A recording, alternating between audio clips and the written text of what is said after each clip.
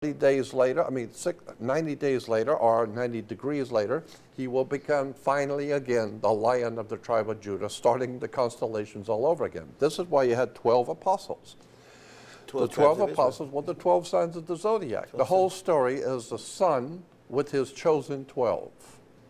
And so the entire story of Christianity is the worship of the heavens. You ask any 6-year-old, where is God? And any child will tell you God's up there. But you come at any Christian, I don't care if you're talking to a Catholic, a Mormon, anyone else with this type of story, they're going to look at you like, they're going to look at you like you're crazy, number one, but it does make sense.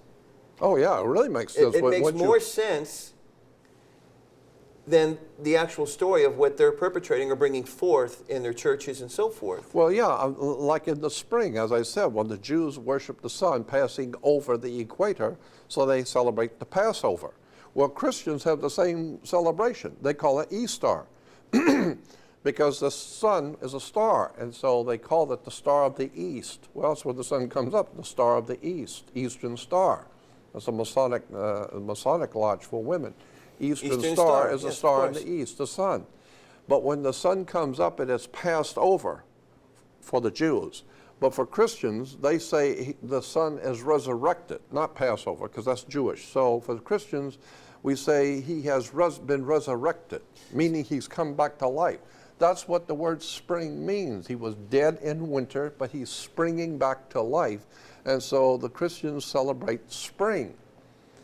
And so, or the resurrection of God's Son, the light of the world. Well, of course the sun is the light of the world.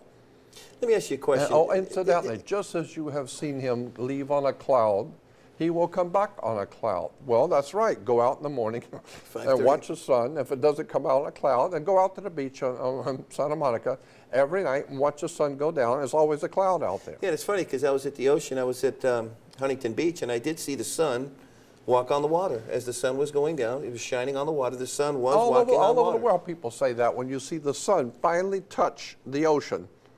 We say for a few moments, the sun is walking on water. So God's Son walked on water. As a matter of fact, the whole worship of spring in the ancient world, which we call Phoenicia or Cana or Israel, Lebanon today, they had a celebration of spring, but they called it the marriage feast, which was interesting because now in that area, it was referred to as the marriage feast.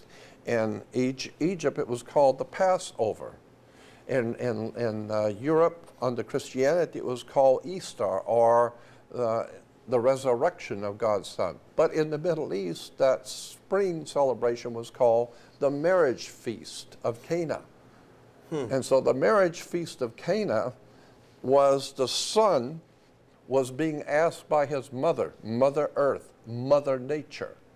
Mother Nature or Mother Earth was asking the sun to draw water, which the sun does, and let it rain on the grapes, transforming water into wine, so that we can now celebrate the coming of spring in the Middle East. We can all get drunk and chase women and have a great time celebrating God's Son who has come back. He is resurrected.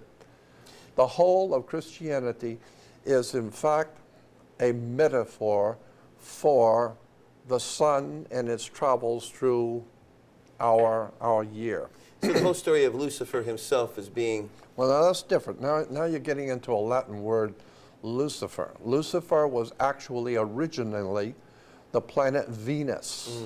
And the ancient peoples of the Arabic world worshipped Venus. Venus, the color of Venus, as I said before, all the reference works will tell you that Venus's color, according to the ancient world, was green. That's why you have on all Islamic temples and flags, etc., there will always be the color green, because green was a color associated with Venus. Now, what a lot of people don't know is that Venus was understood in all of the ancient world. All the ancient world we know viewed Venus as a crest. They would not see Venus as a planet, as a round planet. No. They always pictured in their drawings and in their writings and the hieroglyphics, they always pictured Venus as a lower crest. That's why you see today on the flags in the Islamic world the crest and the star. So it's the representing Venus itself. It's representing Venus. Venus and the star is Venus, but is representing Venus as a crest, not as a round planet. So when we're getting into the sun going down into sunset, it becomes nighttime. Yeah, well, now that's a whole other thing, yeah, because, all right, look at, there were many different religious beliefs in Egypt based on the sun, but the most predominant one was the religion of Horus. Horus was God's son. He was referred to as the light of the world. He was our risen Savior. And of course, the sun is your risen Savior. It rises every morning about 5:30. Okay. And if it don't rise, you're dead. 3 weeks, the planet is dead if we don't have the sun. So it is your Savior. And the ancient Egyptians said that the sun was pure energy. And we know energy is life. It's a